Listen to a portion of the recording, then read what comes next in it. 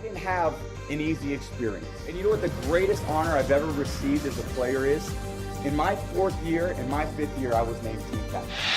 Just before Frizzell got him, and a leaping interception by Woodson, who got a foot down somehow inbounds. Thomas, touchdown, Wolverine. Nice call. Here's a look at Boston and Woodson on the outside. They're just standing there, now they're fighting. One man. Goodbye. Hello, Heisman.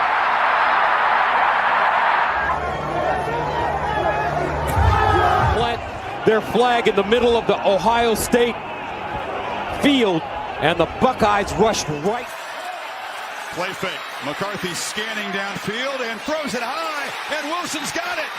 Roman Wilson weaving down inside. There it is. They won't pull that down. Chris, as they say in Ann Arbor, conquering heroes, victors valiant, Michigan, national champion. Good morning, Wolverine Nation, after a great Saturday. How are we doing this morning, Kyle? Doing great. How can we not be doing great after a 60-point win? Yes, and over 600 yards of offense. When's the last time Michigan did that? That's a great question that I'm unprepared for, but I can't even think of that. I can't even think of like a game off the top of my head. I usually am pretty quick with stats like that, but do you have that answer? No, I don't. That's what I was asking good. you. But let's be honest here. Last year would have took us 3 games to get to 600 yards. Well, we finally stopped running a Davis Warren type offense and started running hopefully what we can expect from the Bryce Underwood era type offense. It was definitely a good day to be a Michigan Wolverine. It was. So let's get right into it. 63-3. The game was pretty much done at halftime. Underwood, they took the handcuffs off. I think it's fair to say. Yeah. At times he looked amazing. At other times he did look like a true freshman. He did. If you look at that interception, that should have probably never left his hand. Or the first play of the game. If that kid holds on to it, the first play of the game is an interception. But it was a much better throw than the one in the second quarter, but it was that was a rough throw, but you know, that's some stuff that he can work on. Like you said, he's a true freshman. It was definitely nice to finally see them do that. And I think Biff Hoagie in the press conference made sure everybody knew that it wasn't just their game plan. Sharon Moore was there to 12-1 Saturday, so he had a big part of it. It was Coach Moore's game, I think, which should be frustrating is the fact that he did say that they took the air out of the ball the week before, and they realized that they just can't do that anymore. And by the sounds of it, they're not going to do it anymore. So that should be some great news for Michigan Nation. Sorry, Tiny Tom Brady's just telling me we shouldn't talk about taking air out of the ball. No, not Tiny Tom Brady. It was. I'm watching the highlights right now because I can't get enough of it. He looks good. Underwood looks good. He threw a lot of kind of across his body, or at least from the vantage point you get from not being at the game, from watching it on TV. He had some lasers. The one where his second running touchdown, where he's rolling out towards the central side, has nothing and runs all the way back around. That was a hell of a play. And it shows hopefully what is to come with his skill set. This was the perfect opponent to have, I believe, after last week's loss to Oklahoma. So, hey, we move forward from here. Well, in the first half alone, he went 13 for 21 for 211 and put up another 86 yards. That's a great first half for the young man, considering people were kind of doubting him after last week. But He came back. He did what I have to do. I don't think there's too much we can take out of it because it was Central Michigan, and I hate to say that, but there is a huge talent gap. Yeah. But it was nice for them to build the conference. It was nice to see the freshman Marsh get involved. I'm actually just watching that interception that he just threw in this. It was at 7:43 in the second.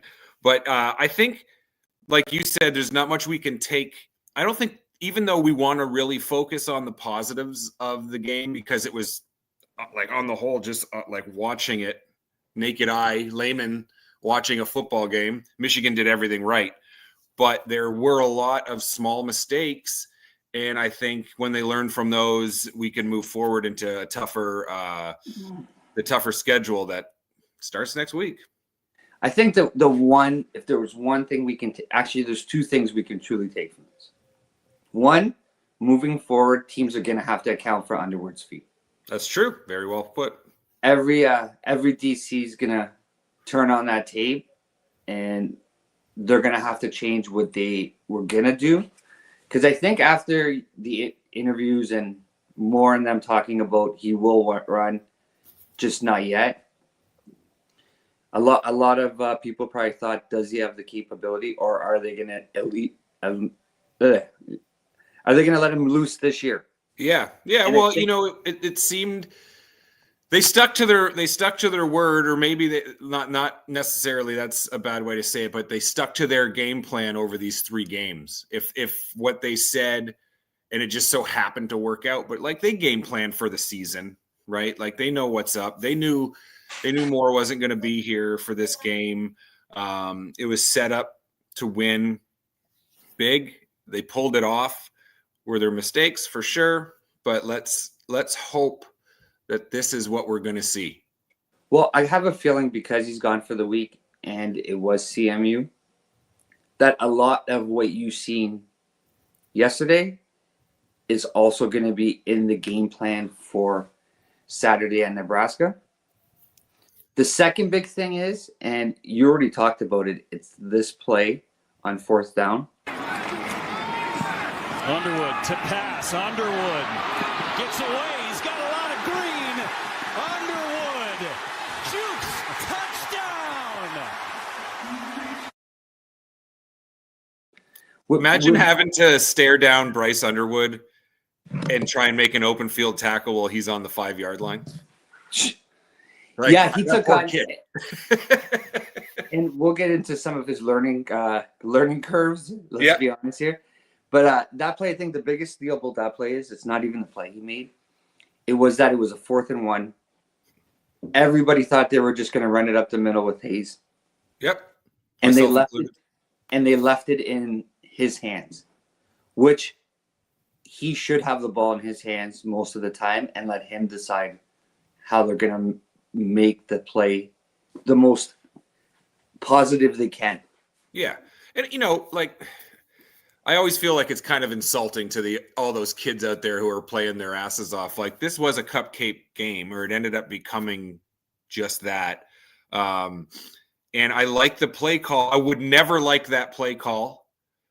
And I would trust the coaching staff to not have that type of play call on a 4th and 1 when you're in your own territory, or you're getting into close to the red zone, and to have him roll out and throw a pass. I'm assuming he was attempting to hit up the tight end rolling across the field, but what he didn't do was throw the ball with a guy in his face, because he knew he wasn't going to get the mechanics wouldn't have been there. The ball could have got tipped. So he had the confidence to do it, and that's what this game was for Bryce. In my opinion, I mean, I can't speak for the guy, but it looked like it was a confidence builder, even for the coaching staff too. Yeah, and even his first couple throws were very underthrown. Yeah. But you could see on like the Samaje Morgan touchdown where he started to find the range. Yep. And he was hitting guys as they were still running. They didn't have to come back to the ball. Yeah. So I think he's still learning there. And he has to learn he has to go down. You can't take on 3 guys. This is not high school.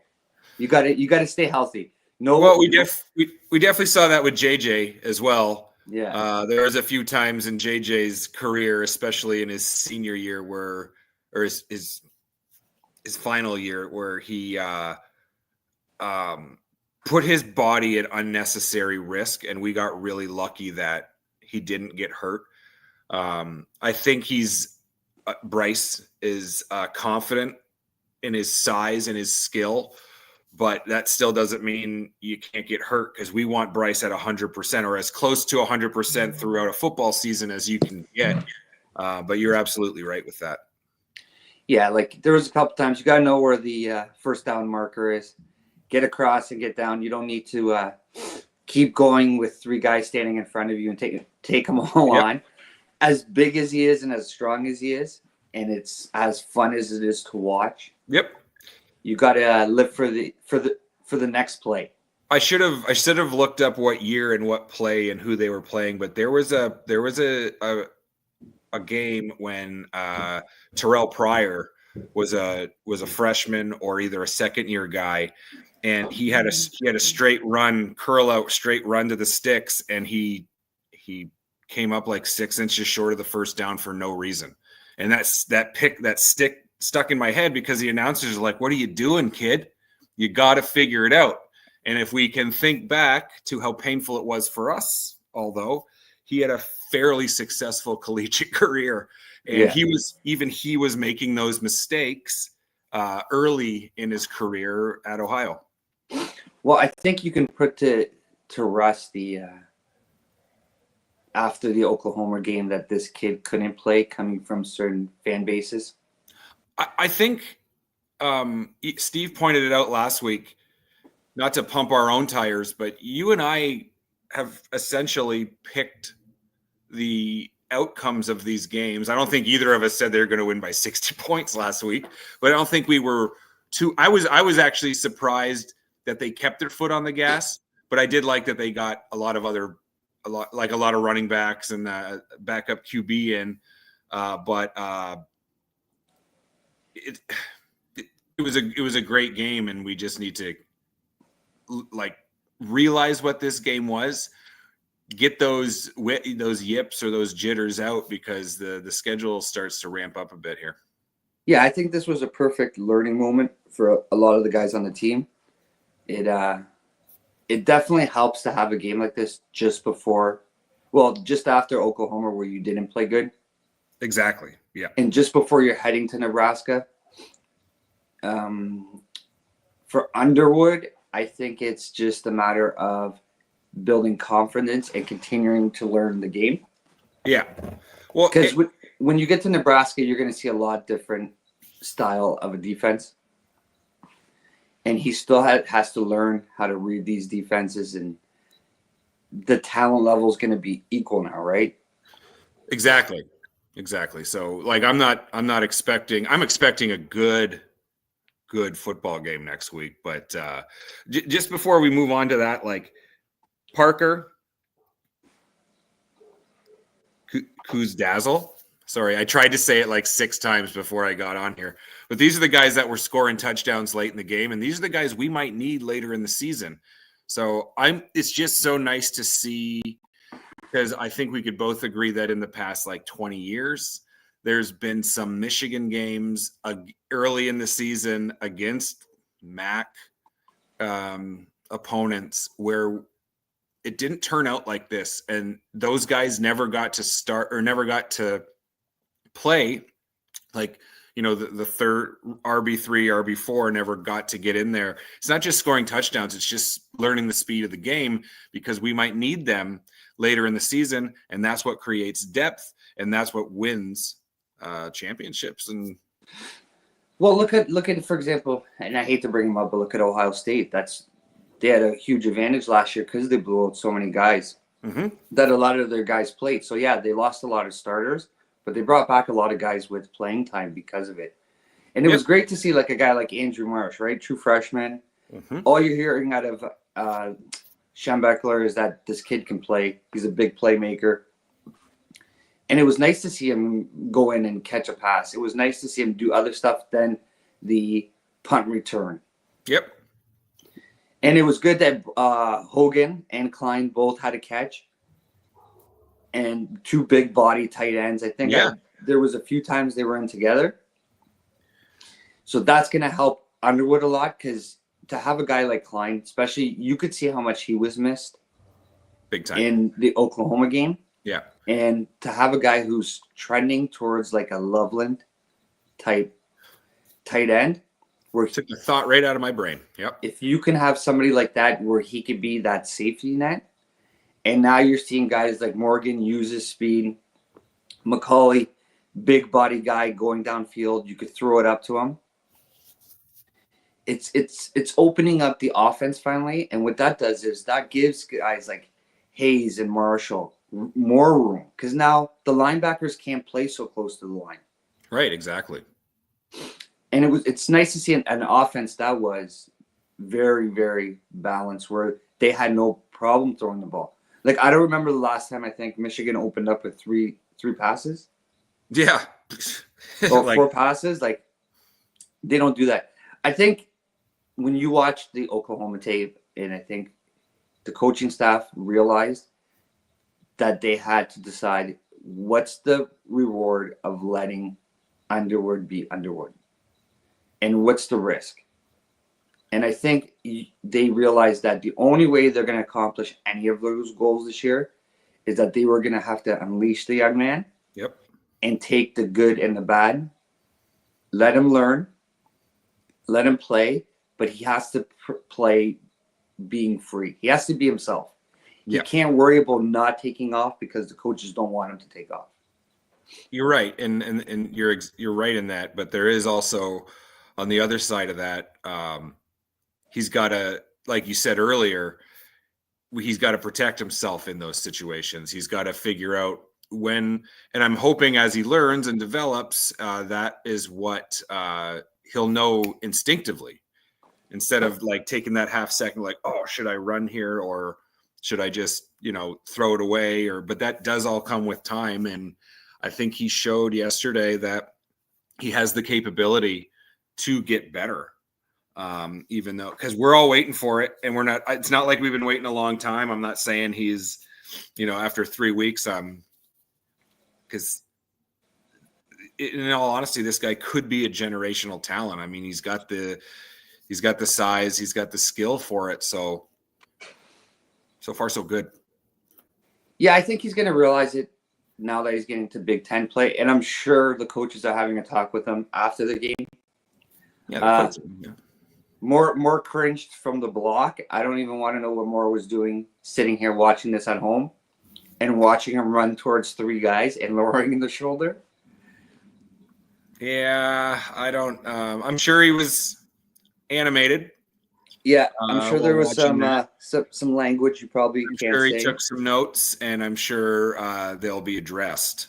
And because like you said earlier, the talent gap is gonna get a lot closer now, coming into the Big Ten season.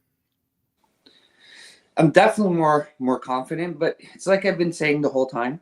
I'm okay if he has a game where he throws 4 interceptions and he costs us the game. As long as he's developing and learning at this point as an 18-year-old kid, we got to understand that this team's probably not a national championship team this year. But come next year and the year after, the way they are recruiting, the resources they have to use in the portal, that this team with Underwood could very well be a national championship team next year. And yeah, it sucks to not throw away a year, and I don't think you're throwing away. I think with Underwood, if he plays the way he played yesterday, there's a chance you could get to 10 games, 10 wins. Yeah. And a 2-loss Michigan is getting in the playoff. Yep. If you get into the playoff year 1 with him, year 2 and year 3, there's going to be a lot of rivals not happy that he's sitting here in Ann Arbor. That were questioning the young man after the Oklahoma game, or even after the interception, that are going to be wishing that he did end up at LSU. Yeah, you're absolutely right. And to go back to your point, if they don't win the Natty this year, and like I don't think anyone's really expecting them to, it would be the greatest thing ever if it did happen. But not winning the national championship the year that your quarterback's a freshman and he still performs, and if he does make it to the playoff, that's the last thing from a throwaway season. That's I touched on it probably too many times last week, but he'll learn from all of this. This whole season will be his first stab at it, and and with the way things go, I must if he does play really well and he does stay at Michigan for his whole career, because obviously we don't know that anymore. Like, the transfer portal's a big deal. We need it's like a double-sided sword, right? It's we need Michigan to continue to do well so that he wants to stay, and he needs to stay so that Michigan can continue to do well. This year is after next week, I'll know how confident I am, because I'm picking 11-1. I'll be, and I know that sounds like a homer, and I know I am, so that's fine. But like a 1-loss team, and we already got that loss. So, and it's early in the season. I know things are different because the expanded playoff, but we'll see how confident I am next week. Next week, a week from right now, we'll see how confident I am in that prediction. Like, even for Underwood, as of this point, he has 620 passing yards. It's pretty good. Okay? And that's only completing 57.5% of his passes. Okay? And I don't think we have a first-round draft pick on our team for wide receiver. Gotcha. Yeah, no, there definitely is. You know what I mean? No one stands out. In comparison, you look at somebody like Julian Sand with 779 and has 3. Yep. And they played Texas, we played Oklahoma, so it's kind of 2 cupcakes, two big teams. I don't think Texas is the team that people thought they were, but I don't think Oklahoma is as good as people. Well, I think everything we said right now about Bryce Underwood, we could say about Arch Manning. I mean, I know he's not a true freshman. The pressure of all the hype from the name that's on the back of his jersey, he was still out there just playing his first collegiate start. I mean, he did have a taste of it last year backing up Ewer, but that game was the first game of the year. Ohio State won. That's all we can, you can't really argue anything about that. Now, the biggest difference is you have Sane with 8 touchdowns compared to Underwood with 2. Yeah. But when you have 3 first-round potential NFL receivers compared to 0. Yeah. I think that just shows how good he actually has been, considering. And not too much hype around him nationally. I'm sure the Ohio State fan base knew everything about him, like what he eats for breakfast, but maybe that's a good thing for that kid too. And if you throw in the rushing yards, he's actually in not too far behind in total yards, right? Right. So yeah, I think he's been good. I think he's going to be able to. He's going to get better. Mm-hmm. And I think the biggest thing he's going to unlock for Michigan is the fact that because they're going to pass, I think you're going to see a lot more talented receivers want to come here. Well, yeah, that's the two sides of that sword, right? And we have the resources to bring them here. Exactly, and that's why I said. You got to play the game differently these days, and that's exactly what we're trying to do this year. We're trying to showcase him to other talent that's either coming out of high school or wants to transfer. Look who you get to play with. Yeah, it's great to have a game like that, but really you put up whatever 614 yards or 616 yards. Yeah, that's great. You had how many first downs? I forget. You did turn over the ball once. Sacks, you sacked them 3 times. It's part of the game. The final score is all that mattered. And one stat I did miss amongst quite a few today, I think, is when did we take him out? Just before the end of the third quarter. And the only reason I know is I'm trying to actually look right now.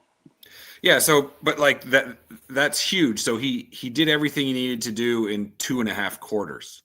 Granted, we both know who they played yesterday, and like I said earlier, I don't like just saying cupcake because those kids on CMU were working out there, but the talent gap was just too big. But that's also something you have to take into consideration when you look at those stat lines is rushing touchdowns for, like the running backs and him being taken out in this type of game. Hopefully moving forward, I mean, not hopefully, but I don't think he'll be being taken out of games because we're blowing him out too often moving forward. But if we do, that's always an added bonus. And I think the one thing a lot of people are going to miss from yesterday's game, because the focus is going to be on Underwood, is how good did Barhan look coming up and playing the edge? We haven't even talked defense. Yeah, that he was a monster out there. And I wish they would have slowed down some of his hits to see, or I wish I would have been a fly on the wall during his meetings with the coaches and at practice and stuff, because I think you and I both agree his hit in the New Mexico game did not warrant not being able to play the first half of the Oklahoma game. But he's a violent hitter. He is big. He's powerful, and when he's unblocked, come on, what like he's going to destroy the QB, and he's got the athletic ability. Hopefully, we haven't seen him against too many super mobile quarterbacks yet. At least we only got to see him in the second half of the Oklahoma game. He definitely has a motor. Yeah, and when he's getting downfield, his acceleration is absolutely crazy. Yeah, so the defense looked absolutely amazing. I mean, that CMU's QB wasn't having a good time, I don't think. And again, it's hard to take anything out of it because it was CMU. You're right. But it's nice to see sort of what we've seen from the defense at the end of last year starting to come out again. Not what we've seen so far at the beginning of this year. Right. Yeah. And hopefully, finally, Moore's going to be back in the secondary. So we're going to have that veteran presence finally back there.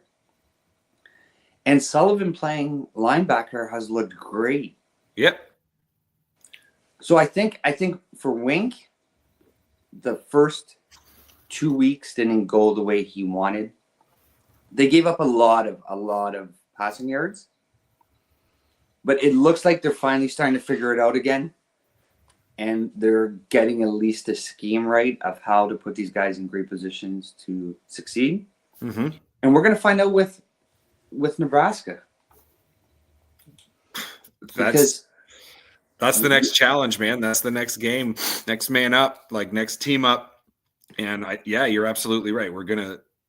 I'm excited now. Like I was really excited for the Oklahoma game. This past game, when you don't know, or when I don't know what's going to happen, that's when the excitement ramps up. That's when you're like, all right, let's go. Let's watch a football game. Because like you said, by what was it 14-0 at the end of the first, or 21-0? It was 28-0 in the second quarter. Yeah, the game was done. The game was done, right? So you're kind of like, you're already, you jiggle keys around me, I'm going to be like, oh my God, look at that when it's 28-0, right? Like you start to watch other games, you start to pay attention to other things. I feel like it was the things I wasn't taking in that I should be paying attention to the game was slipping through the cracks. And that's just because it's just not that interesting anymore. And like I said, I'm not trying to insult CMU in any way. They never gave up.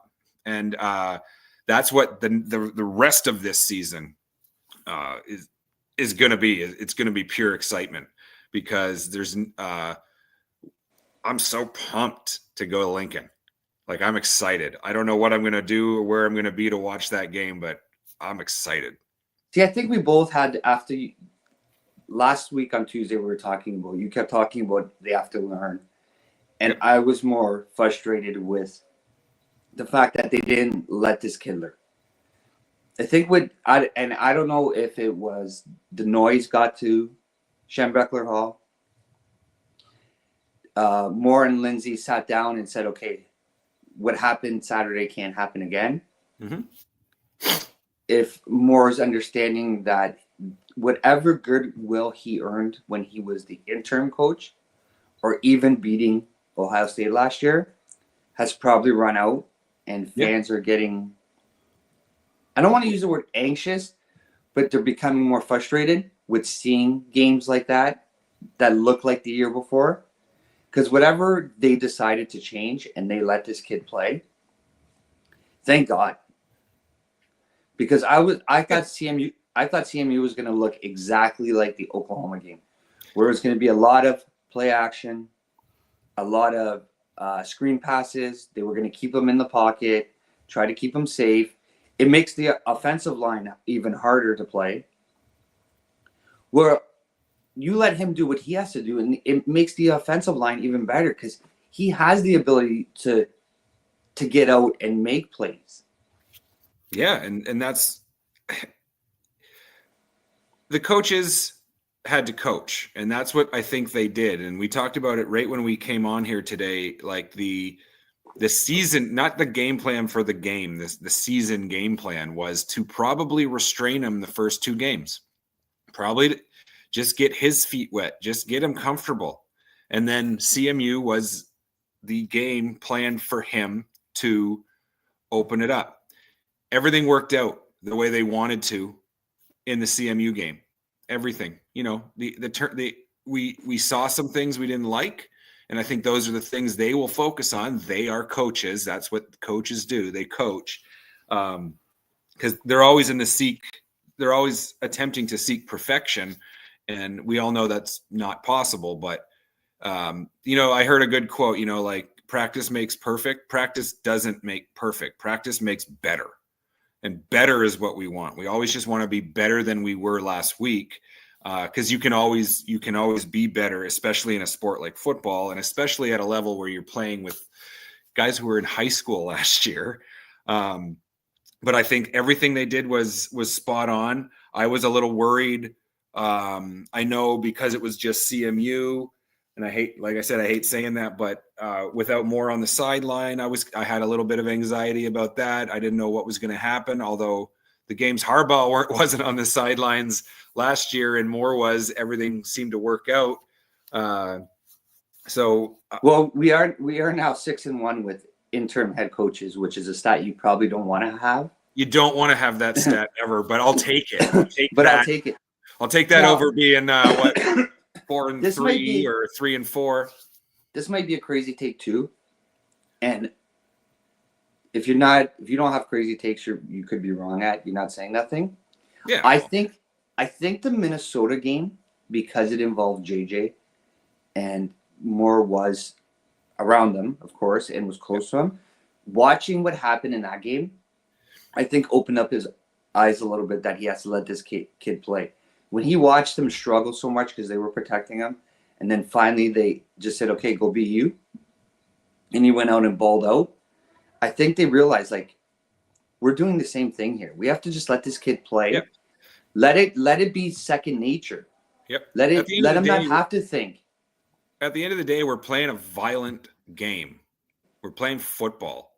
Okay. And if you want to win football games, chances have to be taken. And I don't think it's a chance or something scary to let your highly touted young quarterback, like you said, ball out, because I think he has the ability to. He just showed it.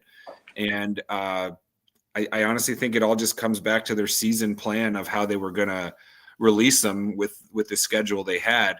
And I expect next week to not be, I mean, we'll talk about this on Tuesday, but I expect next week not to be so willy-nilly with just letting him run and just letting him do whatever he wants. I don't think he'll be able to do like that 4th and 1 play. when the talent level goes up, I don't think those opportunities are going to come around. They might, because people still make mistakes on the other side of the ball. It's whether or not Bryce has learned enough yet to capitalize on those mistakes. And I'm already excited, right? You know, we got 6 days to go, and I'm pumped. I think it comes down to how good he's seeing the field. I think he needed a game like this where he's not second guessing what he's seeing. He had the time to see the field. You're right. Like in this game, at least, and even if when you were watching the game, you heard, I believe it was Jake Butt, say that he has to understand where the safety is on the first interception. So, first interception. I keep thinking the first ball was intercepted because it should have been. Well, it was, but he just couldn't hold on to it as he hit the ground. If you're playing at Nebraska or an Ohio State or USC, yeah, like that ball's getting caught, right? Yeah. Right down the middle of the field, though. Come on, like, what didn't we talk about something a couple weeks ago? How like the last place you want to throw the ball, the last place you want to put the ball is down the middle of the field, or in the air, anyways. Obviously, on the ground, that's where you want it. But and I think it was Bud who said it like 2 or 3 times. He has to understand. He has to look where the safety is and where he's coming. And I don't think we should sell Bryce short on what was going through his mind the instant that ball left his hand. There was probably hope, like, oh, come on, you know, like, pull me out of this, pick me up on this. But, I mean, it was double covered. It was over the middle. It was underthrown. I think Bryce He's rolling out, trying to throw it 40 yards downfield, 45 yards. I don't think it's going to be too hard to say or too ambitious to think that he didn't realize he made a mistake immediately. I mean, this kid's highly touted for a reason, not just because he's big, not just because he's tall, not just because he's fast. When he was at Belleville, he was known as a smart quarterback. I think he was giving her a chance, and that was the game to do it. It's over now. You know, like, if we're throwing over the middle, we have our feet planted. We're not thrown into double coverage. And in a perfect world, you know, we lead the receiver instead of the receiver having to. I mean, Michigan's guy would have, if it wasn't picked off, would have had to come back about 4 yards for that ball. But like, I don't like. Back to my original point, I don't think that we should sell Bryce short in that. He knew exactly. I truly believe as soon as that ball left his hand, he immediately knew he had made a mistake. Immediately. And it's only game 3. It's only the 3rd game of his collegiate career. And that's something we have to remember. But like, these are all the small things. You know, Michigan won 63-3. Okay. And I like the fact that we're talking about the mistakes, because those are the things people are going to focus on if it doesn't go well next week in Lincoln. See, I was even on a podcast last night on the College Football Backers Network. And we were going over the games. And before the show ended, they asked me, how many games does Michigan lose? And I was like, I don't care. I don't care, because I wanted to see the young man develop. Because for me, the more mistakes he makes like that, and there's going to be freshman mistakes, the more he's going to learn. And I do think he's a remarkable talent. Even if you watch, Big Ten Network had Urban Meyer talking about him. And the one thing Urban said was, and for any Ohio State fan who's paying attention who wants to knock this kid, your legend said he's going to be fantastic. And at some point, he has to stop being a true freshman and become a freshman. And for some guys, it was 4 games in, 5 games in. No, exactly. That's. I think we said this in our first podcast. Was by the time we get to the Ohio State game, he's not a true freshman anymore.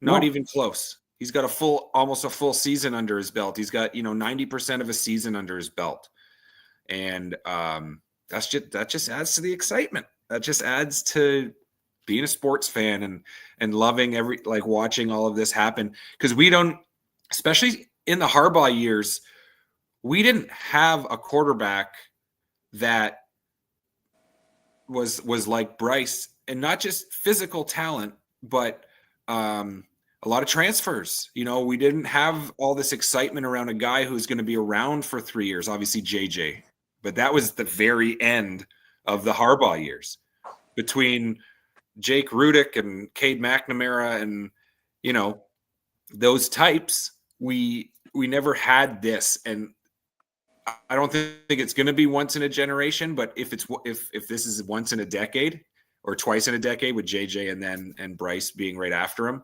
this is something we gotta enjoy. We hope he learns, and let's go to Lincoln. And the good thing is for Michigan is, and you're right, it took Harbaugh a lot of years, like to find the quarterback. Right, we had the Jeff O'Corns and Rudox and everybody else.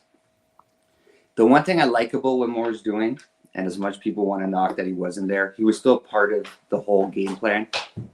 Yeah. And it's like I said, if people don't think that a lot of this, what you've seen, was a dress rehearsal for Nebraska, I think you're not paying attention. I think they definitely worked on more of Nebraska this week before he left than they were working on Central Michigan.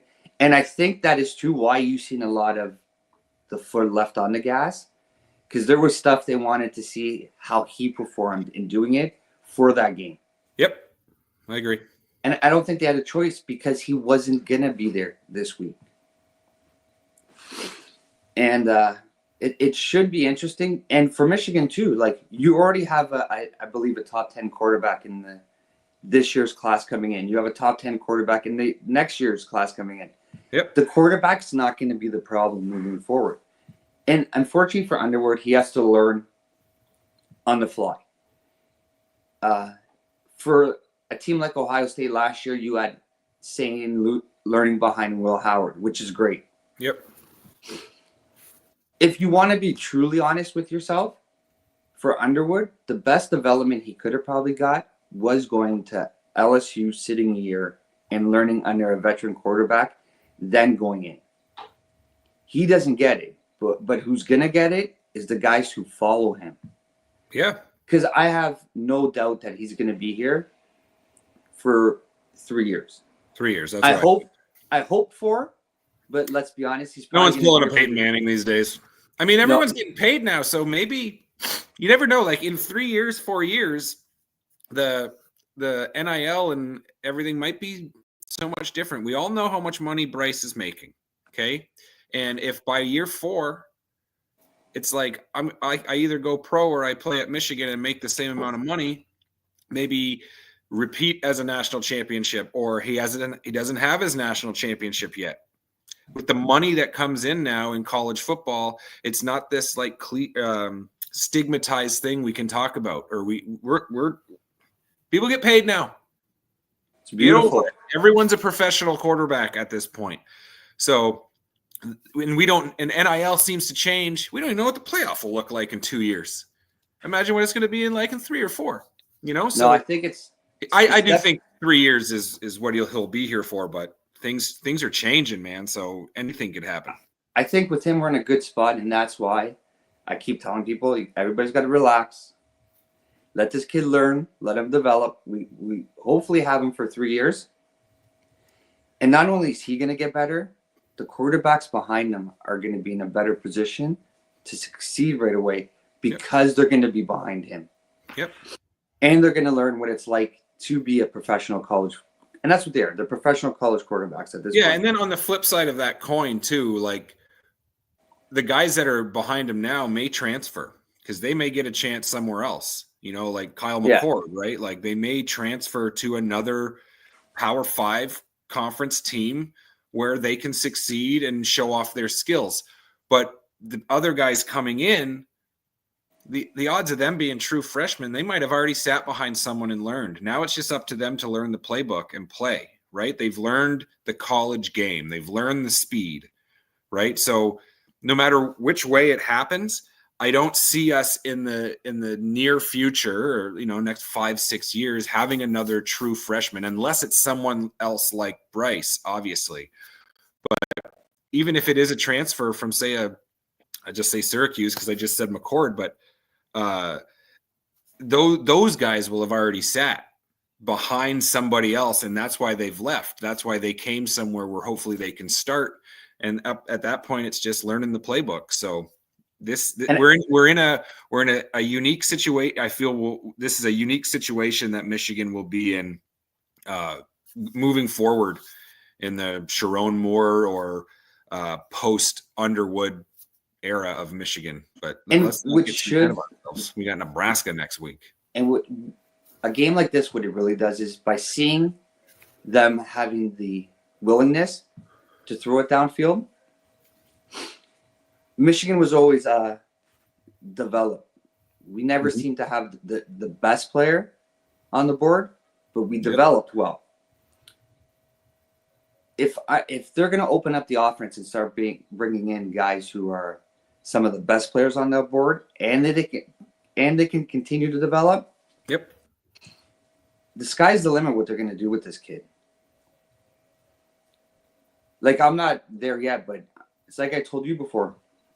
Yeah, this year he's going to have his freshman mistakes. And do I expect him to cost us a game or two? Yeah, I think he's going to end up costing us a game or two with a throw like he made yesterday in the second. But instead of it not costing us, the other team's going to go down and score that touchdown, and it's going to end up costing them.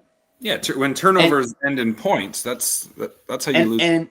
And I'm fine with that. I would rather see him throw the ball, run it, do what he has to do to learn, regardless if it costs us the game, because come next year, I don't expect him to make those mistakes. The leap from year 1 to year 2 and how good he can be, I think is going to be crazy, because I went to the spring game and watched them. I wasn't expecting him to look like he did in week 1, let alone what he did yesterday. Right. And you can see that he's starting to get it. And I think even in yesterday's game, where you watched his first couple throws, where they were either long or short, and then he started to dial it in. Yep.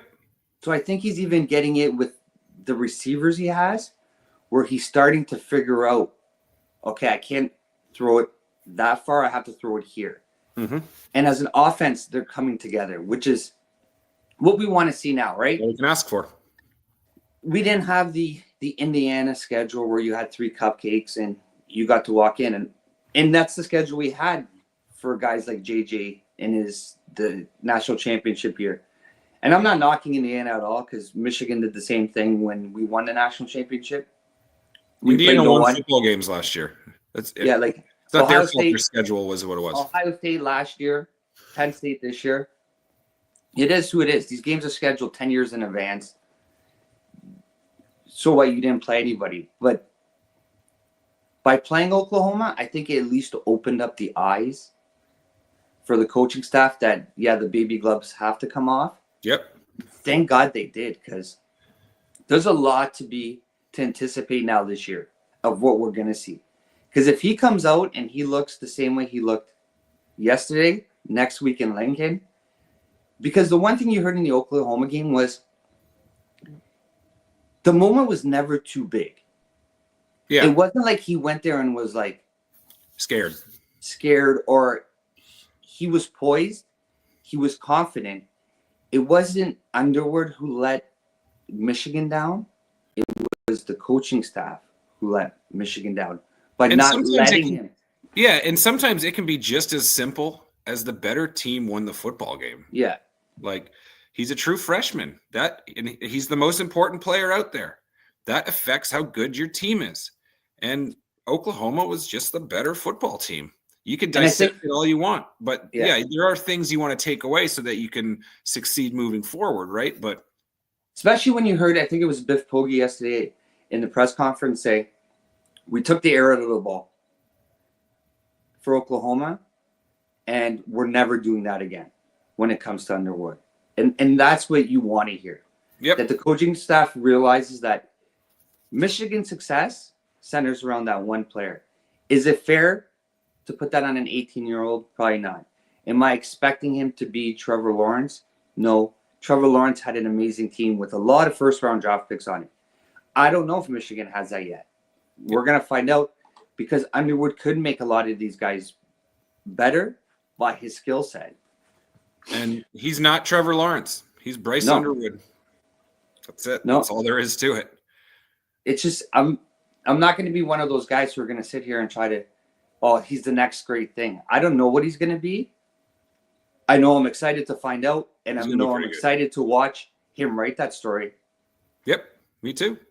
And I think if he does what he did yesterday, next week, if you weren't excited for what he's going to be, you're going to be. Because for everybody who doubted him after Oklahoma, if he does what he did again, if they didn't like the national media propping this guy up before, they're really not going to like it after that game. Who cares what they think? Well, no, most of them can't spell. Most of them can't spell. Do we have to go over this? Okay, let's be honest here. Let's be honest. They're not the most intelligent fan base.